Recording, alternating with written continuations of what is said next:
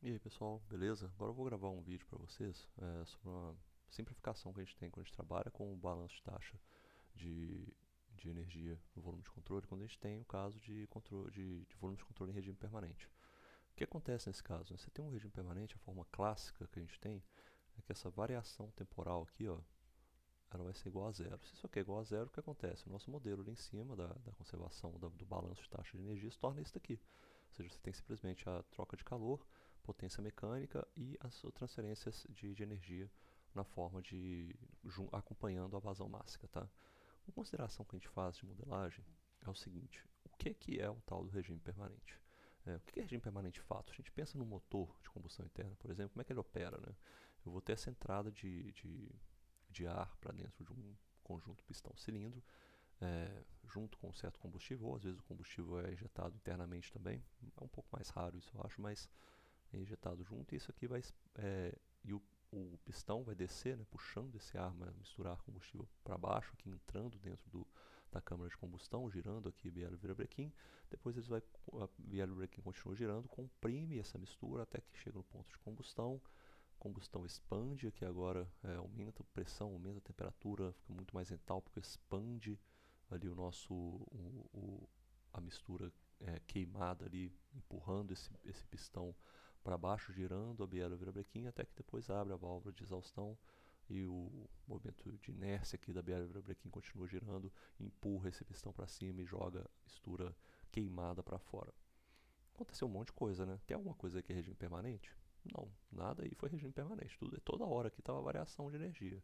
Se você olhar a energia aqui em qualquer momento ao longo desse ciclo, a energia está variando o tempo inteiro.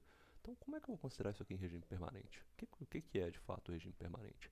Vou pegar um outro exemplo aqui para vocês, considerar uma bomba hidráulica. Essa aqui é uma bomba com voluta, tá? Uma bomba centrífuga, ela tem essa voluta. E aí, como é que funciona essa bomba hidráulica? A gente viu, até dei um exemplozinho disso na última aula também. A água, a bomba que está entrando pelo olho, né? E aí você tem essas pás aqui agora, todas essas pás vão girando aqui no sentido horário, e elas vão empurrando, né? Vão trocando a quantidade de movimento que essas pás têm, vai sendo trocada, vai sendo passada para as partículas de água, empurrando as partículas de água, energizando essas partículas de água. Obviamente tem um rotor aqui, né, girando com um motorzinho, normalmente um motor elétrico, que vai girar o eixo dessa bomba e ele vai entrar com essa quantidade de trabalho dentro para dentro da bomba, e aí ela vai usar essa quantidade de trabalho ali para energizar o fluido, né? Esse fluido vai sendo energizado para essa troca, esse movimento, as pás vão empurrando o fluido, eles vão girando ali, vão entrando aqui agora na voluta, mais pressurizados até saírem aqui fora. Nesse movimento, nada também é estacionário, nada deixa de mudar, as propriedades estão mudando o tempo todo.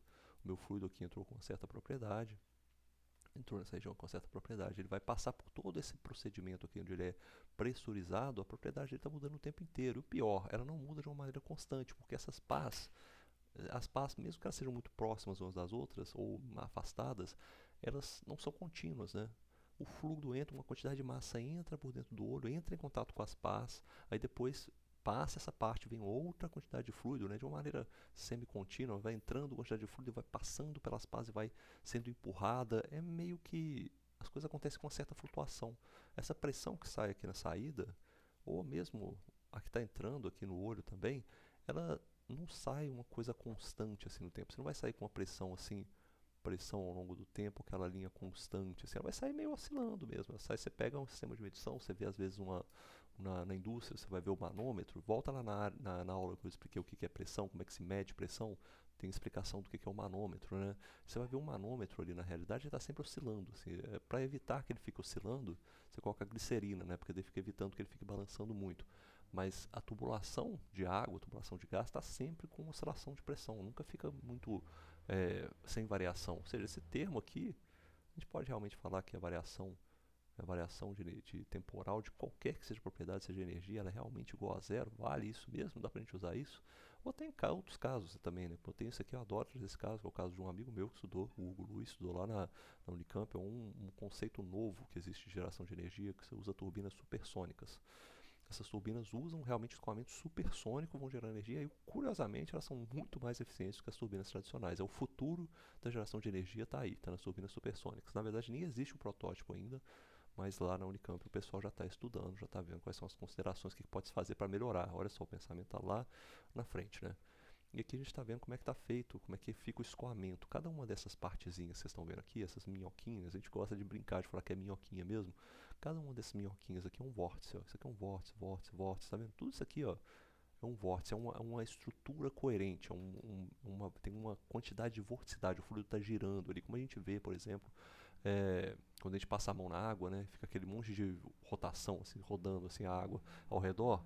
Aquilo ali são vórtices muito grandes. Esses vórtices aqui tem também, são pequenininhos, né, essa mesma coisa. Você vê que o vórtice você vê quando você passa a mão na água, fica atrás na esteira ali, ó, a água girando, fica uma estrutura ali, né, girando assim, até ela dissipar, né? Aqui você tem a mesma coisa, tipo, um vórtice, só que são pequenininhos. Cada um desses aí está sendo estudado e, obviamente, como é quando você passa a mão na água e fica aqueles vórtices passando, né? Você vê uma esteira, por exemplo, de um navio, com um monte de coisas girando ao redor ali da esteira do navio, você vê aquelas estruturas não são estacionárias. Aquilo ali tudo fica variando, as propriedades estão variando o tempo todo. Ou seja, nada aqui também é estacionário. Nesse caso aqui, ó, não tem nada estacionário, nada aqui a gente pode falar que é igual a zero, variação temporal igual a zero? Não tem variação temporal igual a zero, que tudo está variando. A pressão está variando, as medições todas estão variando ao tempo, você tem flutuações grandes no tempo. Às vezes você tem picos de flutuações, está uma média, aqui você tem um pico, dá um negócio intermitente, dá um pico de pressão, uma queda de pressão muito grande. Por que isso acontece? Né? Isso acontece, problemas reais, aplicações reais de engenharia, isso é o comum. Nada está estacionário. Um avião não voa em regime estacionário, ele voa com um monte de fenômenos não estacionários acontecendo o tempo inteiro. Esses vórtices são muito observáveis nisso. Né? Eu falei muito de vórtice aqui, sem definir o que é um vórtice, mas eu acho que vocês entendem o que é um vórtice. Né? Eu acho que dá para saber. Se eu falo que é um vórtice de escoamento, dá para saber. Esse exemplo da mão na água, da esteira de um barco, você vê os vórtices formando, né? É bem clássico, né, do que é um vórtice. Na verdade, eu tinha um professor, é, cara muito famoso, eu não vou falar o nome dele, porque talvez vocês conheçam, um cara lá dos Estados Unidos. A definição dele fala o seguinte, que vórtice é igual pornografia.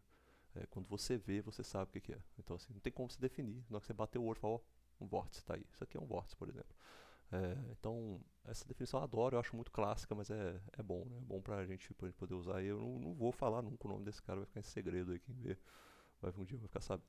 É, bom, essa definição aqui, que eu falei dessas flutuações, olha aqui, eu tinha esquecido, eu tinha trazido isso aqui.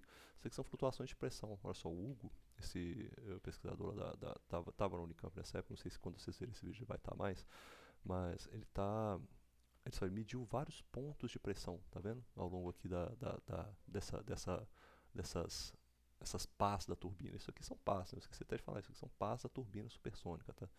Mediu vários pontos ao longo da superfície, no escoamento da pá. Olha o tanto que varia a pressão no tempo.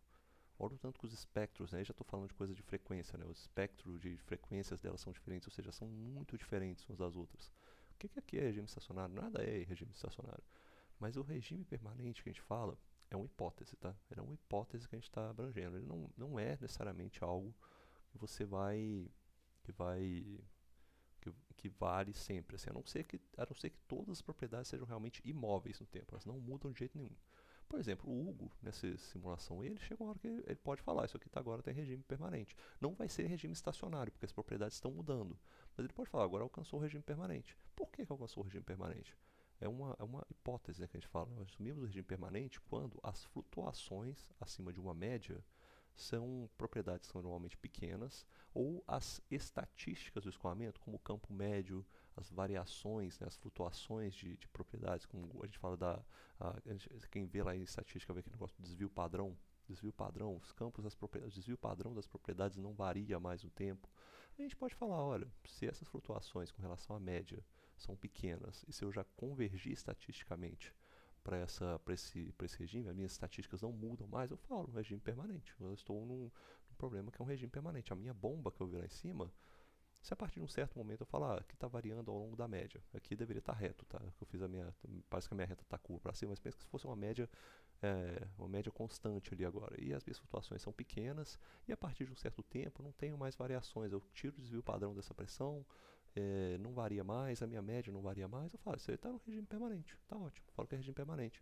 não tem tanto problema, né? Posso fazer isso. E também, para o caso que eu tenha grandes flutuações, como eu falo do motor de combustão interna, por exemplo, você pode ter até flutuações sobre elas que sejam pequenas, mas se você tiver um grande período que vai se repetindo sempre, no motor de combustão interna isso acontece. Apesar de que essa repetição não é tão simples, né? Porque você tem variações cíclicas no motor de combustão interna, porque depois de uma queima de combustível, fica um certo material lá, né, que é queimado, que não é jogado para fora na exaustão. Isso aí não é sempre o mesmo material que fica, não é sempre a mesma quantidade, isso gera variações cíclicas, né, no motor. E acaba que, mas você tem um período que vai variando, as coisas estão dentro daquele período, se essas flutuações foram pequenas, você fala, o motor está em regime permanente. Você deixa um motor rodando lá, por exemplo, a 2000 RPM, ele está em regime permanente. Ele fica sempre no 2000 RPM, não varia essa rotação, ele vai entrar em regime permanente. Mesmo que você tenha variações de propriedade, mesmo que tenha algumas pequenas variações cíclicas, ele está considerado em regime permanente. Tá vendo? Então essa é uma consideração, uma assumption, uma hipótese que a gente fala.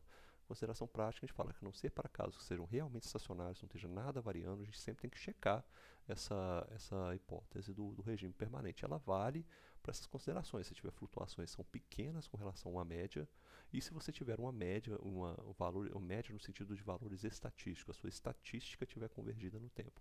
Isso aqui, na prática, em termodinâmica, a gente não vai usar tanto. A gente sempre vai falar, o regime permanente morreu, não tem mais o que falar, porque a gente não analisa muita coisa a gente não fica analisando estatística nem nada, mas vale para consideração para a prática de vocês. Quando vocês forem para a indústria, tem um regime lá, como é que você vai considerar se aquilo é regime permanente ou não? Olha para as estatísticas, tem convergência estatística, as flutuações que você tem são pequenas com relação à média, às estatísticas que você tem. Também observe se você tem às vezes um período de oscilações, esse período se repete constantemente, você pode falar, vai estar em regime permanente, e você analisa aquilo ali, tá beleza? São considerações mais práticas para vocês usarem aí. A ponto de vista para o uso da aula de termodinâmica, o que é importante saber é isso aqui. Ó. Você falou regime permanente, as variações temporais 1 a 0, é o nosso balanço de taxa de energia. Virar essa equação aí, beleza? Valeu, pessoal. Até mais.